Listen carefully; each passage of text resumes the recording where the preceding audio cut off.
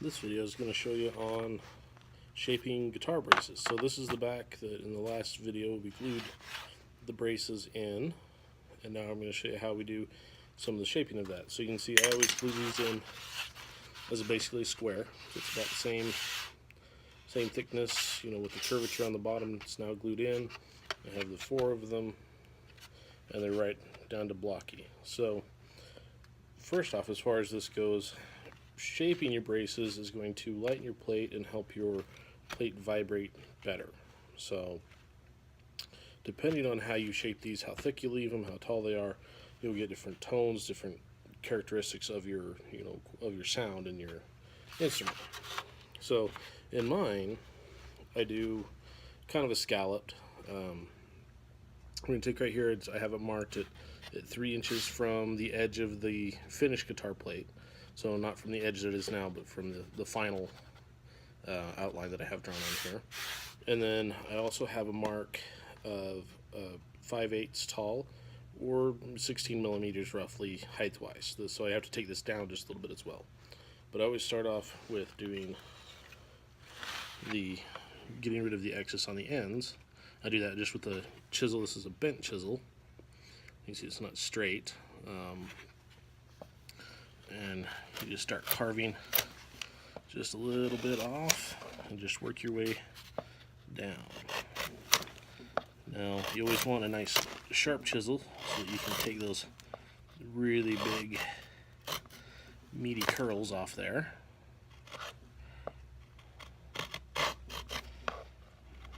And this is just so I don't have to plane as much when I bring down the thickness of the top, or the brace. I plane down the top of the brace. I just don't have to plane as much. So this is just kind of a rough end. Now I'm going to turn around and do the other side. I'm just going to shape one, show you that process, and then it's just the same thing for all 4.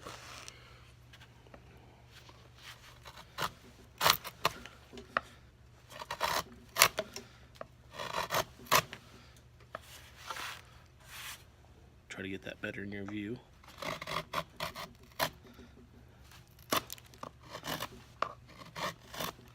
There we go, just like that. So now you can see this comes down to a slope, and this will go thinner before I'm all the way done. But for now, this is as good as I need.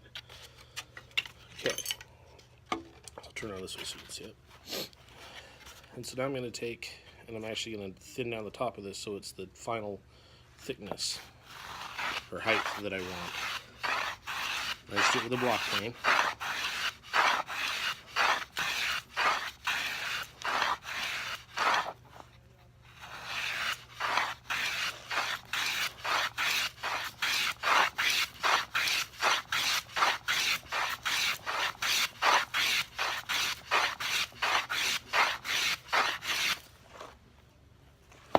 A little bit more.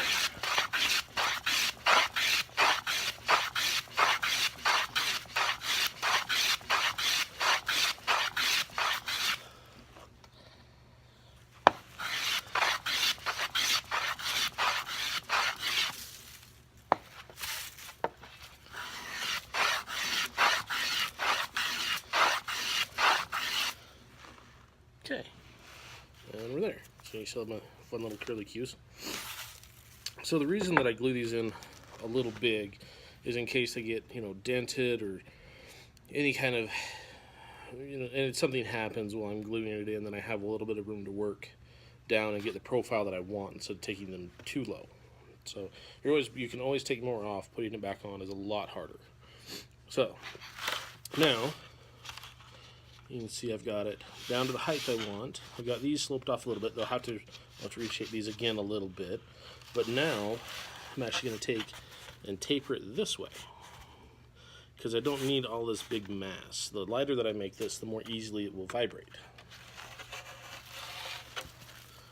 Okay, I'm just moving some of the chips out of the way. So normally when I would do this, I would do each step on each brace as I go through, but for this I'm just showing you one. So what I'm going to do now is I'm actually going to take my block plane, and I'm actually just going to take, so first off, I want to give me a little bit of a center line. And this doesn't have to be perfect, just an eyeball. Just get me something kind of close to center. hold my finger against the edge there. And I can just use that and just give me a rough center line. So this isn't going to be terribly accurate because I'm going to round the top of this anyway.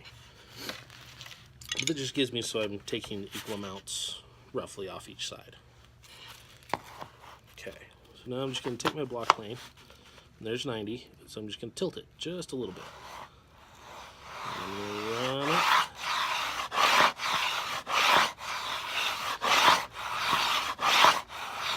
And the first couple shavings don't do much. It takes you more and more to get a bigger body.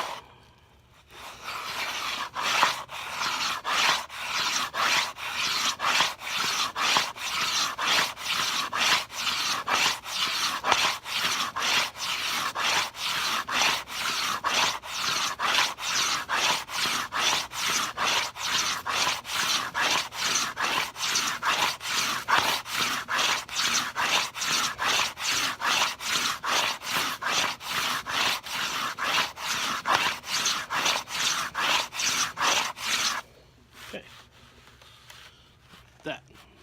Let's hope you can see there's got, so now we have one side with a slope, now I gotta do the other side. So I'm gonna flip it around. Since I'm right-handed, I gotta move it around.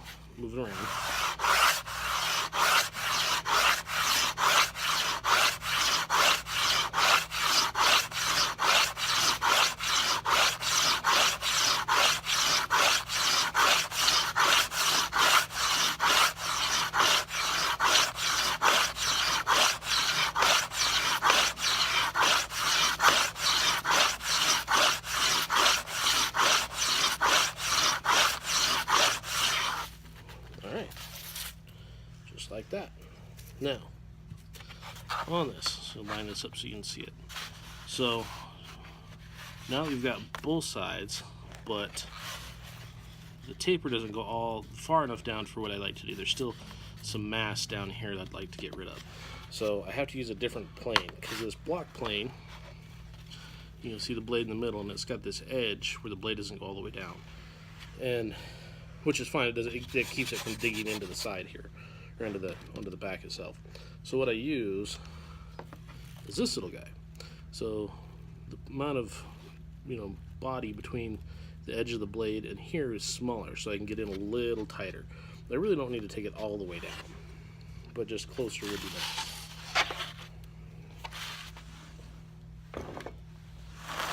So I'm going to take this plane and do roughly the same thing,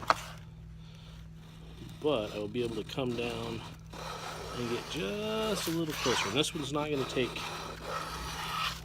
very long, so I'm just taking off that little bit of mass at the bottom. Now the reason I just don't start with this plane is that it is a shorter body. And because of that, it tends to wander like this more. And so if I can get the bowl cut off with my block plane, which is much longer, then it will stay a lot truer and a lot straighter. And then it just looks better, and I don't have to chase as many bumps down the road. So that is about 3 times. Took off that extra mass. Now it's a lot flatter, a lot truer. I still have just a little bit of the bottom that's full thickness, which is great. That's going to really adhere and make it strong right down where it needs to be. Okay, same thing on this side.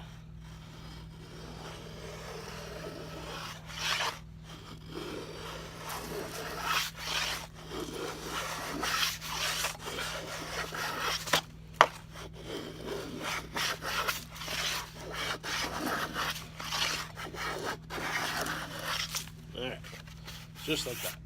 So now, we've got this nice brace that's one little spot here being stubborn. Feel along here, see if there's anything I need to take out. Maybe one more go here.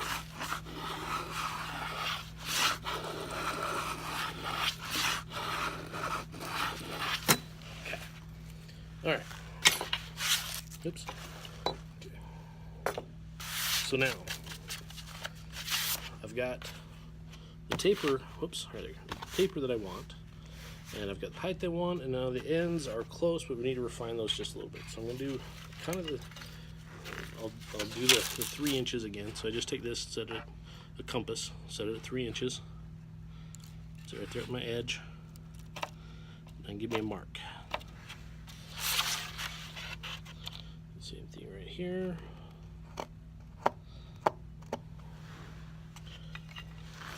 So now you can see where the curve stops, and my 3-inch mark is actually here. So I've got to bring this back just a little bit more. But for this part where it's nice and delicate now, I actually use this little guy. Now this one was just a smaller version of this, but I've also taken it, and it's kind of hard to see, but I have rounded the bottom. So it's this one is totally flat. See, I don't know if you can see it. This has a little bit of a curve to it, and this one is dead flat. So this will give you a flat plane, and this will actually do a concave. And so on this one now, I'll turn this so you can see it. So I'm going to take now, and I've got my mark here, and I'm just going to take and just plane this until I come back to that mark.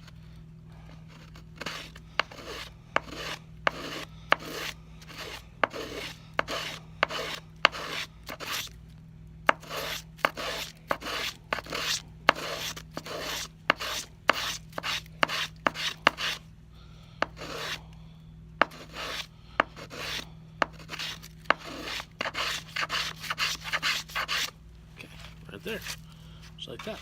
So now you can see, now you can kind of see the difference. This has a nice even slope, nice, comes down to a nice, fine point.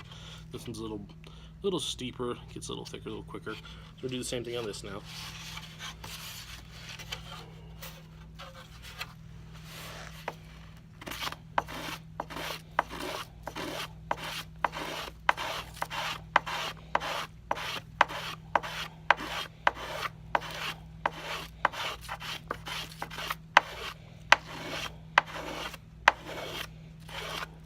Okay,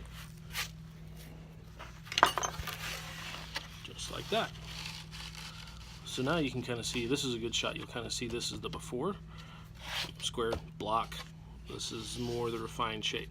Now this isn't quite done yet. I've got to do just a little bit more. So mostly now we're just going to get that top round. So I'm going to take this, kind of knock off those top 2 corners. And I'm not taking much, I'm just making this a round.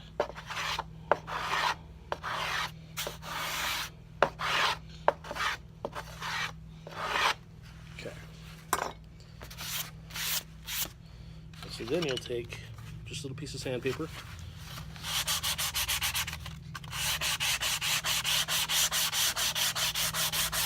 And just smooth everything out. That's where you get all the little plane marks and all the any little bust or rough spots that you made out.